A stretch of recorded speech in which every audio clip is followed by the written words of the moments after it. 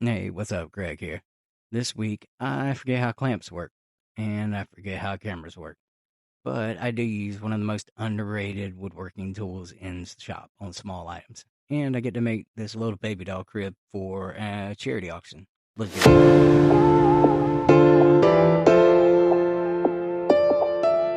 So I start this project off the same way you start every project off at the lumber yard. I went and picked up the stuff I needed for this, a lot of real beautiful cherry wood and stuff for other projects, and bring it home and start chopping it up. This board unfortunately was beautiful, but it had a big knot in the middle, so I cut around it. Luckily, the two ends, cutting that out, made it long enough for what I needed.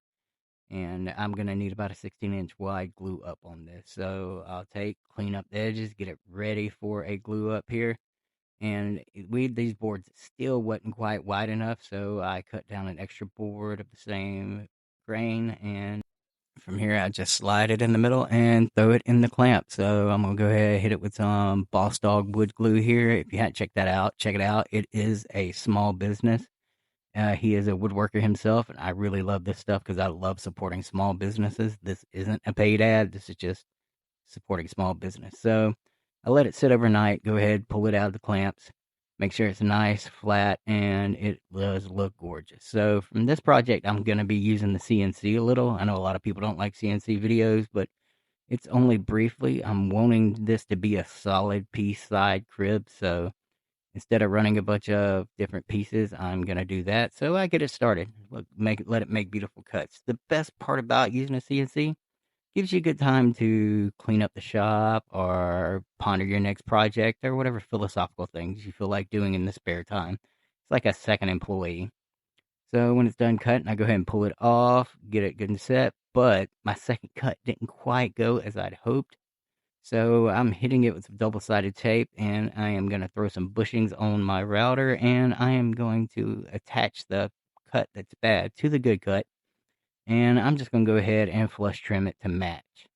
So using my DeWalt router here, and I'm just going to go in the middle of all these spokes and as real around the outside. I did find this piece right here from a previous project that had a nice little curve on it. I wanted to add an extra profile to the crib. So again, I'm going to go in with a double-sided tape and a brush guide on my router. And I am just going to attach this to the very bottom, make sure it's pretty even, and just add a little curve profile, just kind of a little extra razzle-dazzle on the bottom of this. And I'm just going to hit it with a few quarter-inch passes, just real slow, using a down cut bit. That way it keeps the front nice and pretty. And I'm going to go through it here and just add that little profile. It's only going to be on the front corner. And because I've got so much I need to round over for this, because this is going to an auction for kids, I'm going to put it on my little mini router table and clean up these edges. And here's a little action shot. I'm just using a tiny little round over. This is half inch. I milled it down a half inch. I don't want too big of a round over. So I'm going to grab some clamps, try and do a nice little dry fit here, because you'll notice multiple times, I will do dry fits, dry fits, dry fits over and over again throughout the project. I like to make sure everything fits, and I'm a big fan on making sure measurements are relative instead of exactly numbered. I want to make sure two pieces match no matter what the measurements may be. So, and here's where I forget how to use a camera and just step right in front of it. So I'm sure this is a great shot for you to see me trying to clamp this. I don't know why this certain day I could not remember how clamps work. So a little bit of struggle there, but I did get it together, and I am really liking how it looked. It all fit together right, and I'm going to take some quick measurements to see how high off the ground it is to make sure both sides match. And I found some quarter-inch cherry I had milled down for a previous project, and I decided this would make a great center for the bed on the bottom. Place to put the little matcher. So I'm going to take a few small pieces of this quarter-inch, glue them up, let them sit, and then now I am going to mark my spots. From my measurements earlier, how far off the ground I want the sides to be. That way it's even, because the front and back of the crib are not the same size. So luckily for me, the cuts at the bottom up to the bottom of the rails on the end caps did match up pretty well. So this was pretty easy measurements. Actually, it wasn't bad at all. And if you saw them earlier, yeah, I am going to be using a biscuit joiner. I know a lot of people hate them, but this is a small project. It doesn't need super strength. It's just going to be holding a little baby doll mattress and a cover. So I'm going to make sure I center it on my cuts. I want to make sure that little red dot right there is right on the center of where these connections are going to be, where I'm going to run my biscuits. So go ahead and do that. And I do think this is one of the most underrated and hated tools in the workshop, but it is a good tool for little projects that are not going to hold much weight.